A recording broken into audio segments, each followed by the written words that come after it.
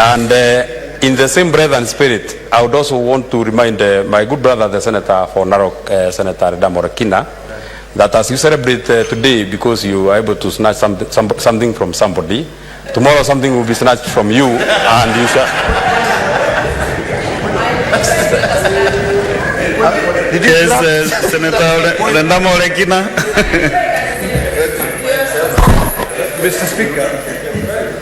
Mr. Speaker, this is a house of rules, and our standing orders dictate that we must respect each other. Mr. Speaker, it is a little bit ludicrous and actually childish, if I can use those words, for a colleague to be able to use derogative terms on the other. Those are very clear terms. Because, Mr. Speaker, if there is any point that I'm celebrating because, Mr. Speaker, I'm on a point of order. Mr. Speaker, just like you demanded, but I'm on a point of order. You know the rules, Majority Leader. Mr. Speaker, you will be given your time to cough all you want. Mr. Speaker, let him finish. Mr. Speaker, I am not being insulted because whatever the senator said here was, I also took it as insult. So, Mr. Speaker, I think we have to, the way you demanded that my colleague, Senator Otsotsi, substantiate matters, I am requesting you, Mr. Speaker, to extend the same to the distinguished senator who spoke here before me. Sorry, I forgot his name. But I have a lot of respect because whatever he said, I considered it completely out of order. Thank you, Senator Chalun Cheriot. Mr. Speaker, we need your determination. Language that is respectful towards a colleague. Senator Ledama wants to demand that he be addressed with decorum and respect, while at the same time calling a colleague senator childish. That is really unfortunate. Did you hear him, Mr. Speaker?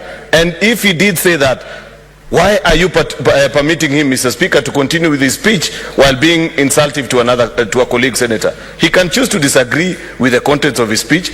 I think Senator Medhu said Senator Ledama snatched something from a colleague. I want to believe that he's within the space actually of reality, because I know Senator Ledama 2 weeks ago was complaining all over on Twitter, on Facebook, how he wants to ditch ODM. Senator Sifuna had to give way for him to get the position that he has. So I think Senator Medhu is right when he says that actually Senator Ledama Olekina snatched from Senator Sifuna something. But it is not right for him to say Senator Medhu is childish. Honorable senators, let us have respect for one another. You know, we are elected senators in this house, and therefore let us kindly use parliamentary language as much as possible, practically possible. So, Senator Damorakina, did you say the member for Nyandarua, Senator Medhu, is childish? When I rose to speak here, I rose on a point of order because I was aggrieved by the sentiments of my colleague. I think the first thing, Mr. Speaker, with all due respect, is for you to rule on that matter, then I can be able to adjudicate on the other issue. But as it is, Mr. Speaker, we have a matter that is yet to be determined. And our standing orders are quite clear. Mr. Speaker, I've Standing Order 98 is very clear. If you did not say you did not or you did. Mr. Speaker, what I said is that the utterances were childish. I never say that he's childish. I say the utterances. Okay, utterances. You cannot come here and say someone snatched something from another. It's simple English. Utterances were childish. That's what I said, Mr. Speaker. But what he said is more polite than... So that... Yeah.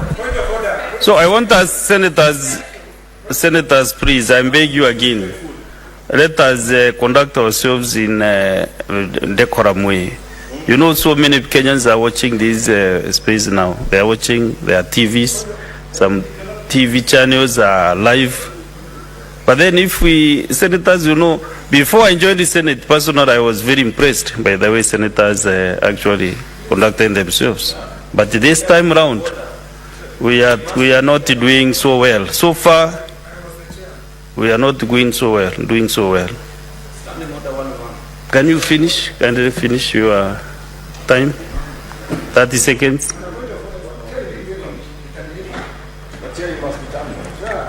Thank you very much, Mr. Speaker. I am sure from the conduct of both of us, you can be able to snatching something from somebody. No. Maybe, if you say something from somebody, just be direct what happened. Maybe it will be... all right, Mr. Speaker. But the point that I was making is that from the conduct of both of us, you can be able to tell who is childish. And I don't want to pursue that matter further. The only good word that can describe me can only be youthful. If it is childish, he can only be describing himself. Now, Mr. Speaker, as I want to go to the next point that I was making, the word snatched has been used just the other day by the leader majority when he was describing the senator for Homa Bay. But that far from the point. The point that I was making is that the good senator for Narok took, or rather was awarded a position that was initially meant to be for the senator of Nairobi, which is just internal. Yeah. And he should not just celebrate because he got it from another person. He should not celebrate because... Your time is up, Senator Medu. Thank you. Let us have Senator, the last one now, Senator Beatrice Akinyi Oyomo. Only members remember that we are joining this house at 5:30. Thank you. 5:30 p.m. Thank you, Honorable Speaker. As I stake my position to contribute in this matter, I want to say from the onset that I support the list that has been provided in the House, on the floor by the majority leader and supported by the minority leader. I only wanted to put 2 points clear.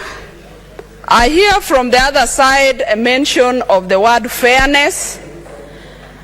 And I want to state in the House that the little arguments you hear from our coalition is just evidence of the democratic space that we enjoy in our coalition. Yes, I want to state from the onset that the democracy we have, majority leader Senator Methu, is such that we discuss and come up with an amicable position. And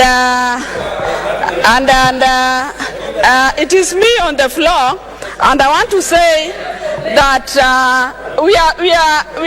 we support that position provided by our leaders.